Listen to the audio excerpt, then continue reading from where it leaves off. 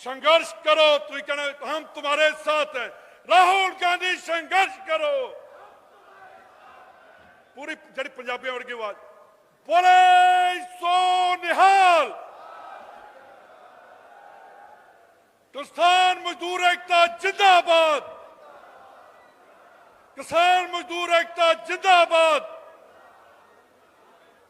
मैं हुण मोहम्मद सदीक जी नूं कहांगा कि एक श्री राहुल गांधी जी उन्होंने नाल सुशोभित पंजाब दी आन बान ते शान, पंजाबियों दी जिंद जान, पंजाब दे हरमन प्यारे मुख्य मंत्री कैप्टन महाराजा अमरिंदर सिंह जी अते साडी पंजाब मामलों के इंचार्ज सीनियर नेता श्री हरीश रावत जी पंजाब प्रदेश कांग्रेस के सूबा प्रधान साबका MP साबका अपोजिशन लीडर श्री सुनील जाखड़ जी अते मंत्री मंडल के सारे ही मंत्री साहबान, MLA साहबान, MP साहबान, मेरे सामने बैठी हुई प्यारी जनता, वाहेगुरु जी का खालसा वाहेगुरु जी की फतेह। सत्कारयोग राहुल गांधी जी मैं आप जी का मेरे अपने हलका पार्लीमेंट हलका फरीदकोट दे विच इत्थे तशरीफ लियाउण ते मैं आप जी का हार्दिक धन्यवाद अपने वालों अते अपनी जनता वालों करता हाँ। मैं सिर्फ 1 मिनट लवांगा, मैं ज़्यादा नहीं बोलना, मैं बोल चुकी हाँ जो कुछ बोलना सी। मैं इन्ना ही कहांगा बई जब तो ये मोदी सरकार सत्ता दे विच आई है, हिंदुस्तान की शांति सुख चैन ये सब कुछ इतों गायब हो गया। कुछ पूंजीपतियों ने रल के इनू मोहरा बना के अपना कम लिया। अते मैं 1-2 सिर्फ शेर कहांगा कि कुछ लड़के माया धारियां, कुछ लड़के माया धारियां एक लभ्या जुमलेबाज, जुमले सुनाउण वाला बंदा लभ लिया। कुछ लड़के माया धारियां एक लभ्या जुमलेबाज, एक शातिर हथ शिकारियां, एक आ गया तीरंदाज। इस गप्पू ने गप मार के, इस गप्पू ने गप मार मार सही नहीं इलेक्शन जित। हमला मारो राहुल जी, एदा कर दो कोगा चित। साडी बड़ी मेहरबानी होगी। बहुत बहुत धन्यवाद, बहुत बहुत शामिल। सदा कामयाबी उन्होंने पैर चुमे, सदा कामयाबी उन्होंने पैर चुमे।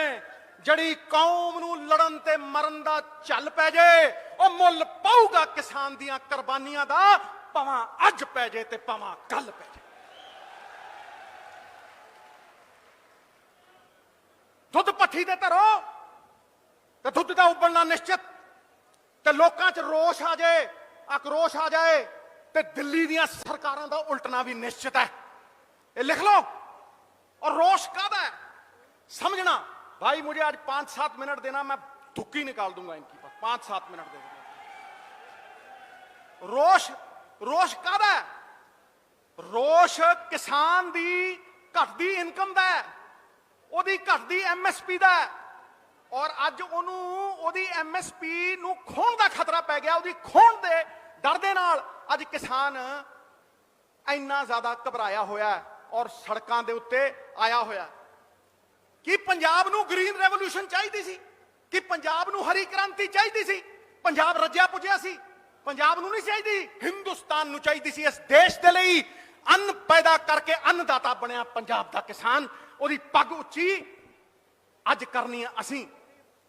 कि पंजाब नू ये MSP की लड़ाई क्यों लड़नी पई? क्योंकि पंजाब के किसान नू घट MSP दे के 80 करोड़ लोगों का, 80 करोड़ गरीबों का पेट भरिया इस सेंटर की सरकार ने। ते अज एहसान फरामोश हो गई है सेंटर की सरकार। अज साडा किसान मारन दे उत्ते, साडी पक्की इनकम नू खोण दे उत्ते तुल गई है सरकार। ये सरकार पूंजीपतियों के हाथ दे विच सारा कुछ देना चाहती है। गन्ने चूपण नू बांदरी ते डंडे खाण नू रिछ।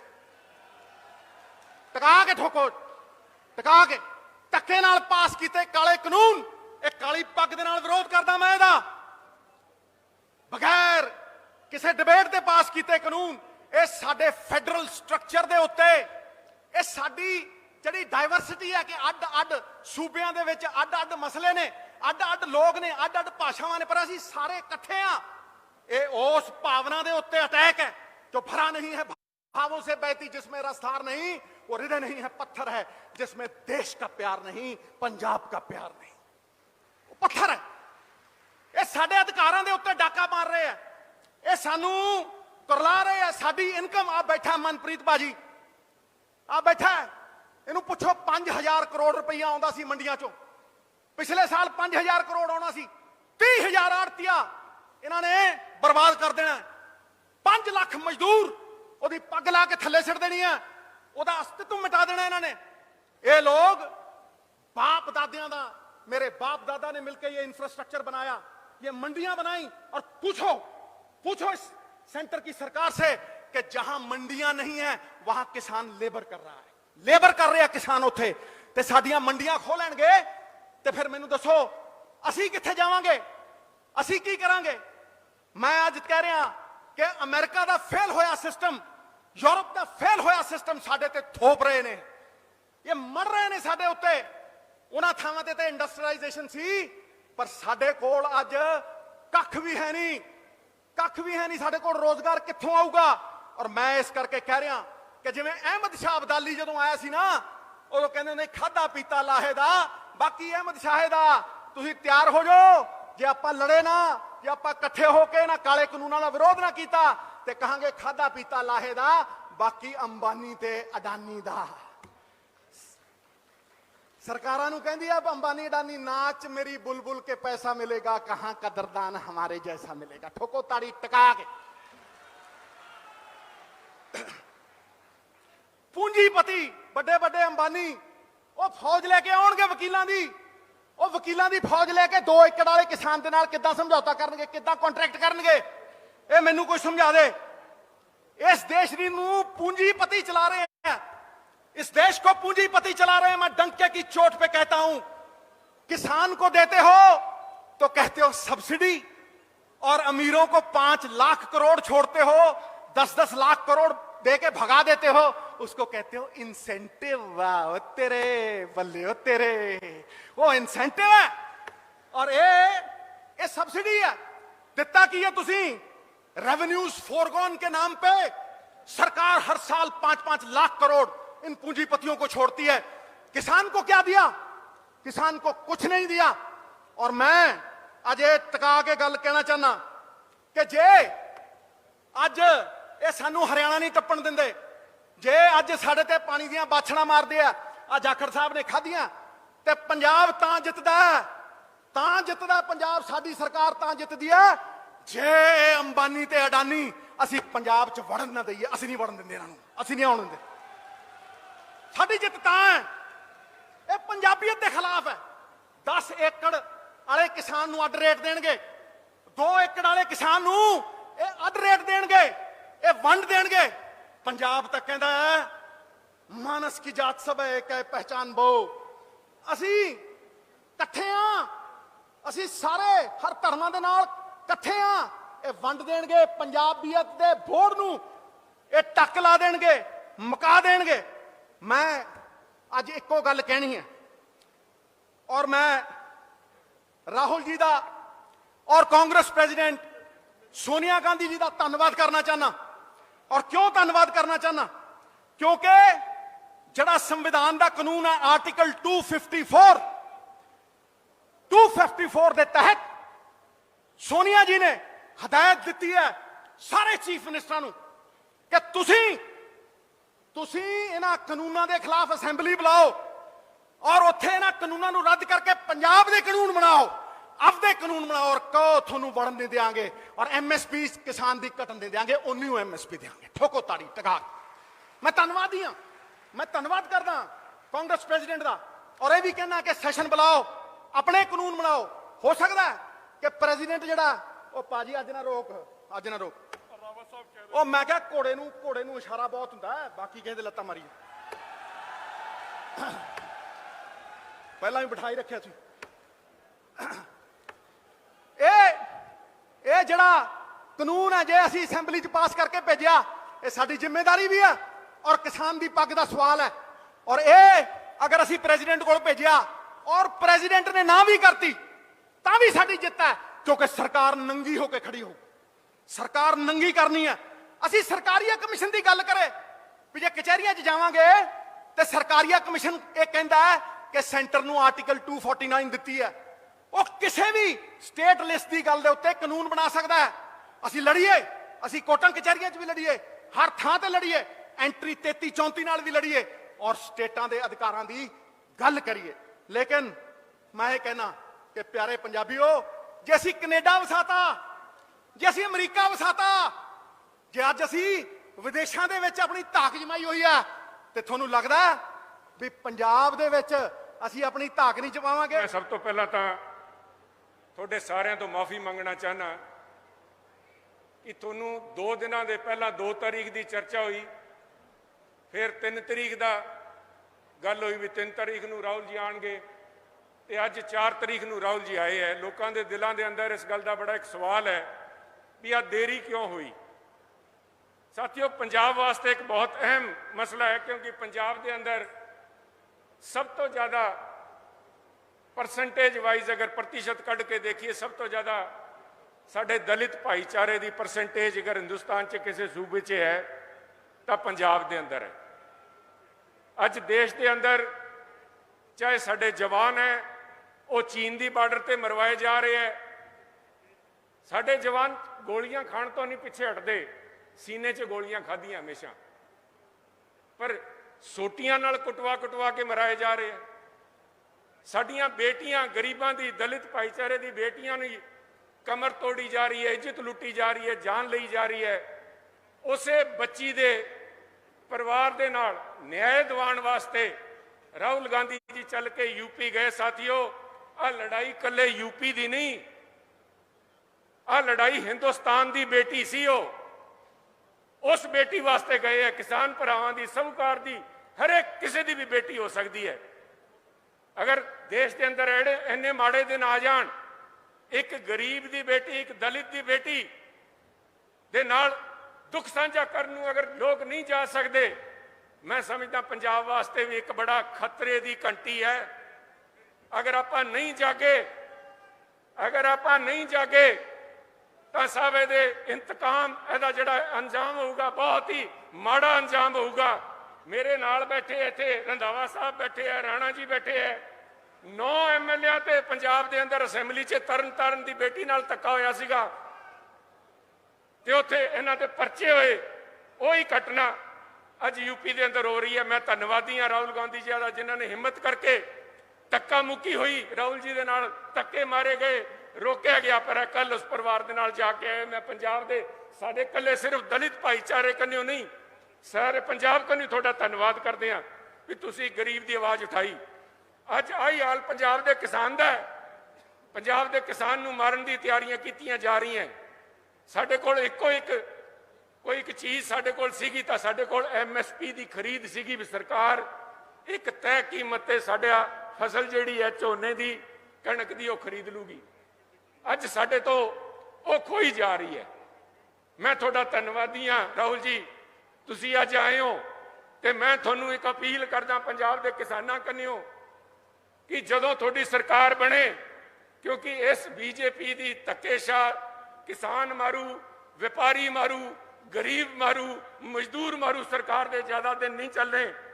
ਪਰ ਜਦੋਂ ਤੁਹਾਡੀ ਸਰਕਾਰ ਆਵੇ, ਤੁਸੀਂ ਇਸ ਕਾਲੇ ਕਾਨੂੰਨ ਨੂੰ ਖਾਰਜ ਕਰੋਗੇ ਤੇ ਤੁਸੀਂ ਕਿਸਾਨ ਪੱਖੀ ਕਾਨੂੰਨ ਬਣਾਓਗੇ ਤਾਂ ਕਿ ਕਿਸਾਨ ਦੇ ਹਿੱਤ, ਕਿਸਾਨ ਦੀ ਫਸਲ, ਕਿਸਾਨ ਦੀ MSP ਤੇ ਖਰੀਦ ਸੁਰੱਖਿਅਤ ਹੋ ਸਕੇ। ਪੰਜਾਬ ਦੇ ਲੋਕਾਂ ਵੱਲੋਂ ਕਿਸਾਨ ਮਜ਼ਦੂਰ ਏਕਤਾ ਦਾ ਜਿਹੜਾ ਝੰਡਾ ਇੱਕ ਰਿਲੀਜ਼ ਕਰ ਲੱਗੇ ਆ ਕਿ ਇਹ ਕੱਲੀ ਲੜਾਈ ਕਾਂਗਰਸ ਦੀ ਨਹੀਂ, ਇਹ ਕਿਸਾਨਾਂ ਦੀ ਨਹੀਂ, ਇਹਦੇ ਵਿੱਚ ਮਜ਼ਦੂਰ ਵੀ ਨੇ, ਇਹਦੇ ਵਿੱਚ ਕਿਸਾਨ ਵੀ ਨੇ, ਇਹਦੇ ਵਿੱਚ ਦੁਕਾਨਦਾਰ ਵੀ ਨੇ, ਇਹਦੇ ਵਿੱਚ ਹਰ ਕਮਿਊਨਿਟੀ ਦਾ ਜਿਹੜਾ ਆਦਮੀ ਆ ਉਹ ਪੰਜਾਬ ਦੇ ਵਿੱਚ 65,000 ਕਰੋੜ ਜਿਹੜਾ ਸਾਲ ਦਾ ਕਿਸਾਨਾਂ ਲਈ ਆਉਂਦਾ, ਉਹਦੇ ਲਈ। ਹੁਣ ਮੈਂ ਬੇਨਤੀ ਕਰਾਂਗਾ ਮਾਨਯੋਗ ਮੁੱਖ ਮੰਤਰੀ ਸਾਹਿਬ ਨੂੰ।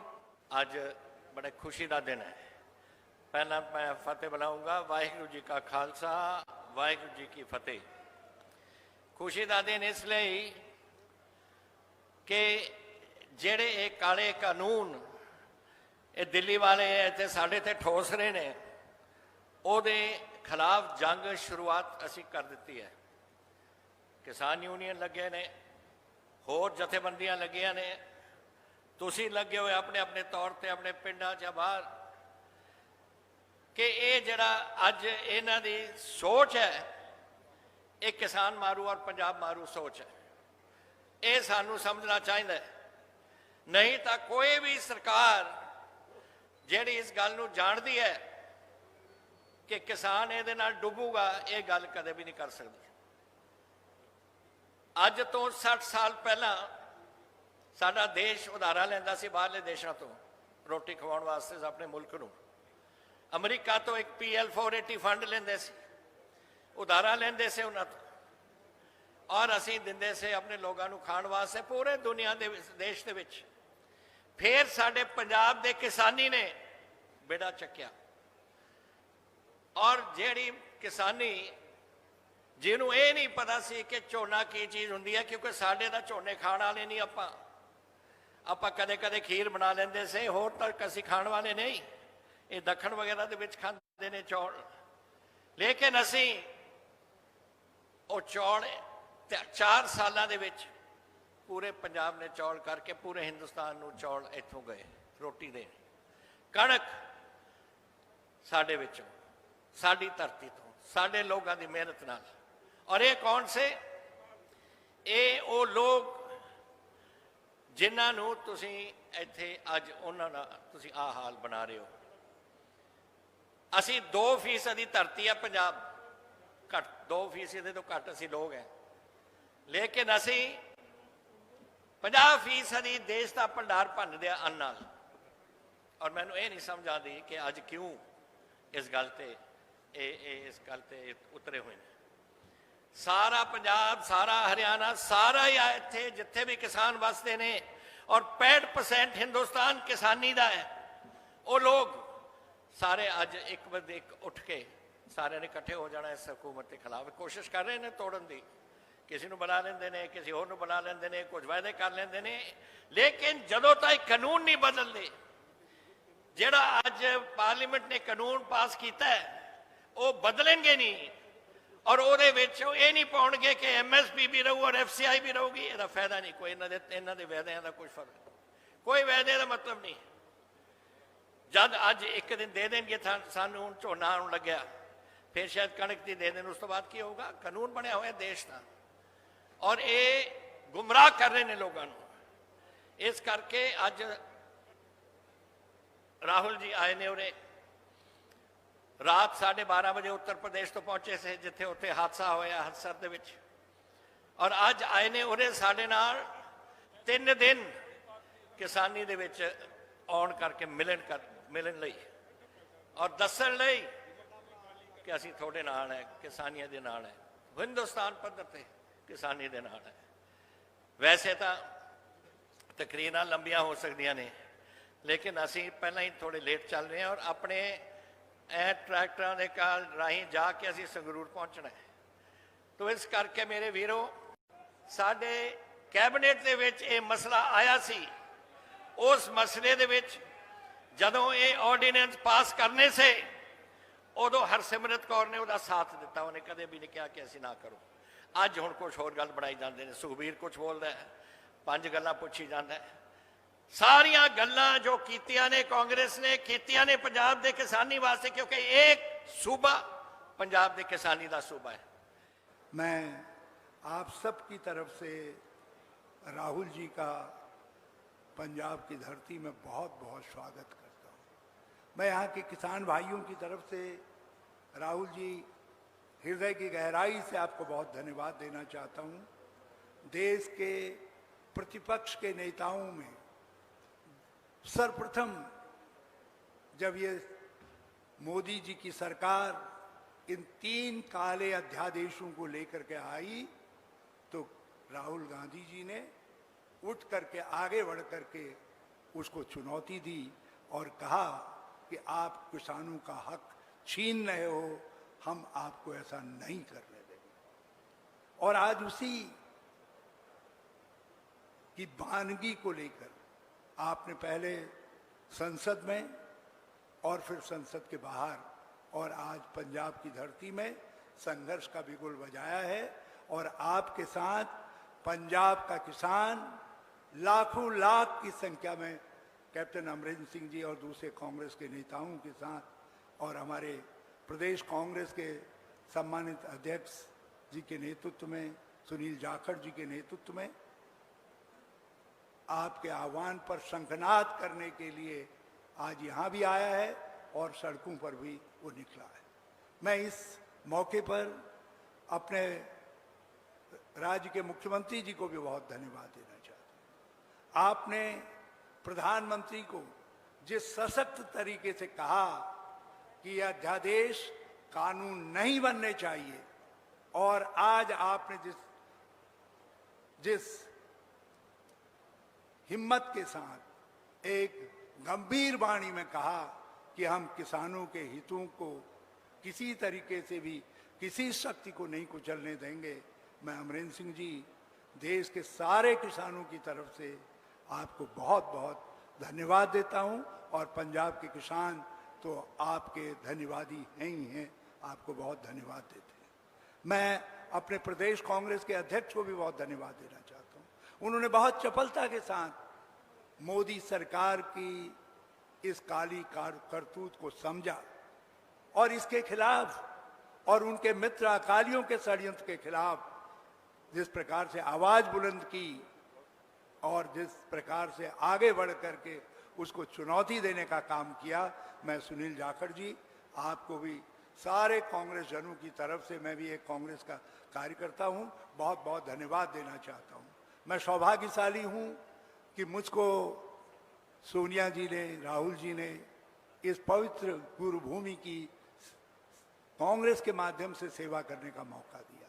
और मुझे पूरा विश्वास है कि सारे कांग्रेस जन एकजुट होकर के अपने यहाँ अपने senior most commander captain Amarinder Singh ji के नेतृत्व में और राष्ट्रीय स्तर पर सोनिया जी के संरक्षण में अपने नौजवान कमांडर राहुल गांधी जी के नेतृत्व में पंजाब की धरती से 2022 में विजय का शंखनाद करेंगे, विजय का रास्ता प्रशस्त करने का काम करेंगे, कांग्रेस की वापसी का रास्ता प्रशस्त करने का काम करेंगे। और जिस परिवार की बेटी को मारा गया उनको अपने घर के अंदर बंद कर दिया गया। डीएम ने उनको धमकाया,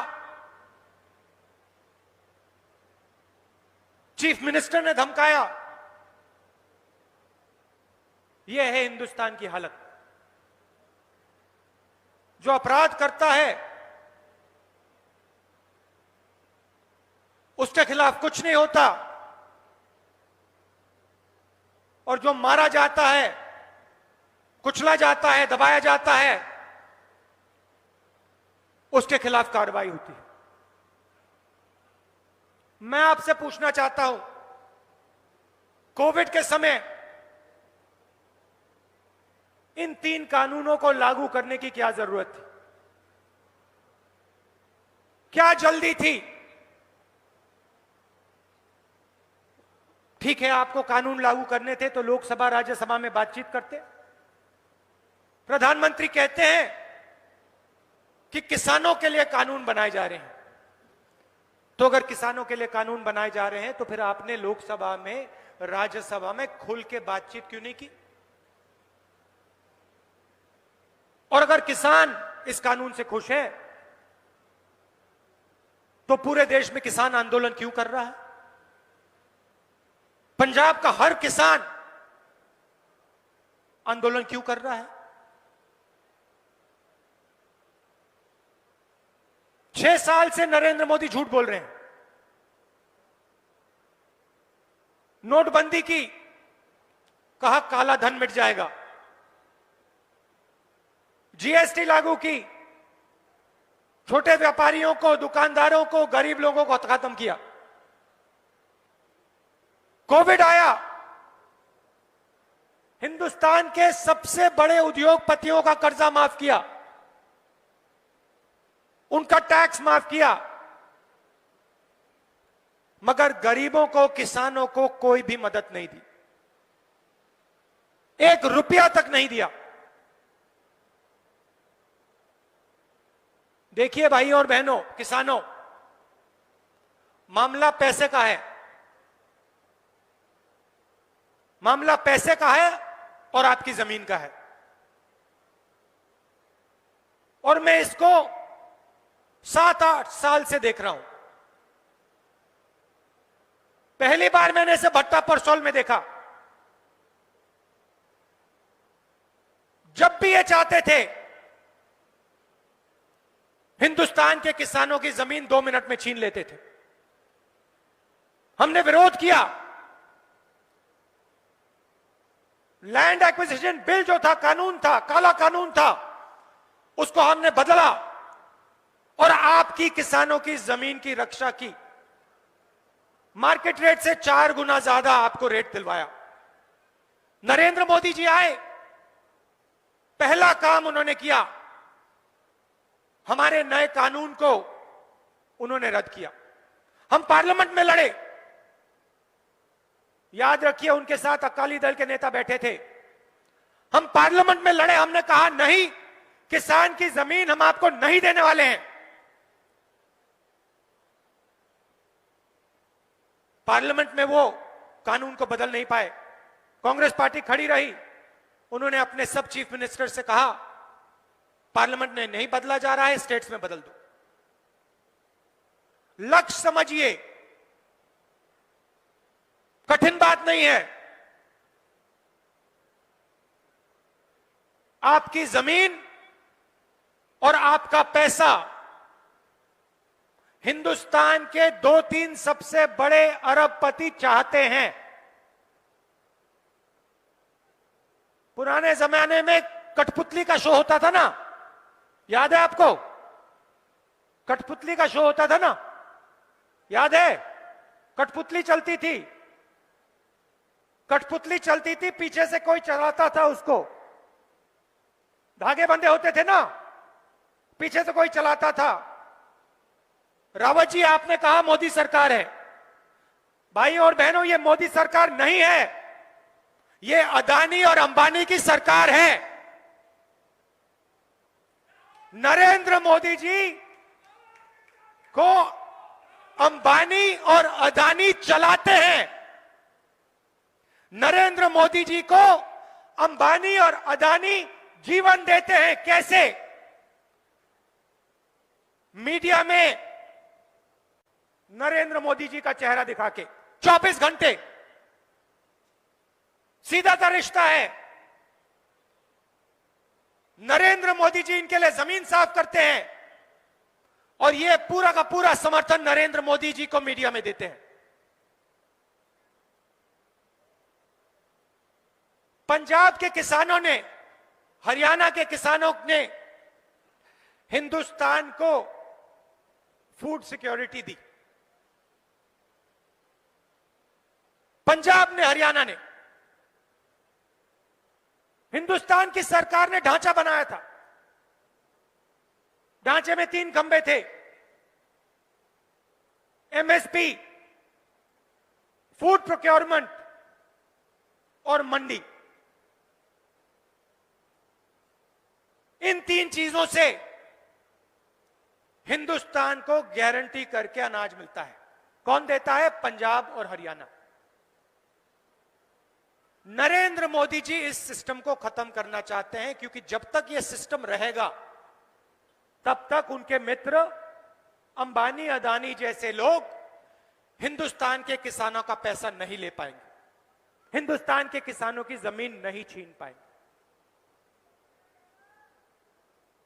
लक्ष्य इनका एमएसपी को खत्म करने का है, लक्ष्य इनका फूड प्रोक्योरमेंट के सिस्टम को खत्म करने का है। ये जानते हैं जैसे ही एमएसपी खत्म हुई, जैसे ही फूड प्रोक्योरमेंट का सिस्टम खत्म हुआ, वैसे ही पंजाब का, हरियाणा का किसान, हिंदुस्तान का किसान खत्म हो जाएगा।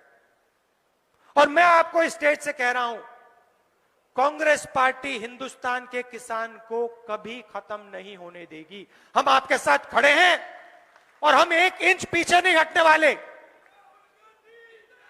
देखिए, हिंदुस्तान गुलाम हुआ था। हिंदुस्तान गुलाम हुआ था, कैसे हुआ था? अंग्रेजों ने हिंदुस्तान के किसान को खत्म किया था।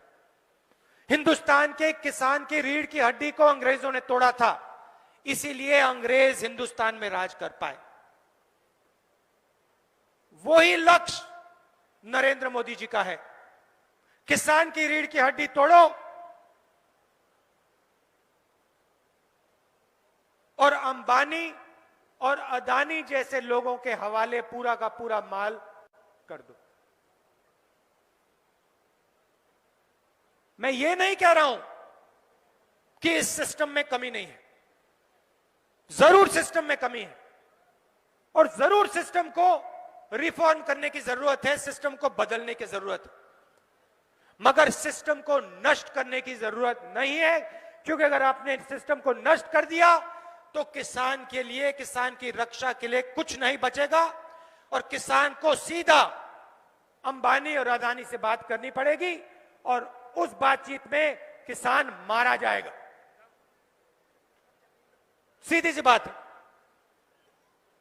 मैं स्टेज से पंजाब के किसानों को पूरा का पूरा समर्थन देना चाहता हूं। आप आंदोलन कर रहे हो, बिल्कुल सही कर रहे हो और मैं और कांग्रेस पार्टी आपके साथ खड़े होंगे और मिलकर इन कानूनों को बदलने का काम करेंगे।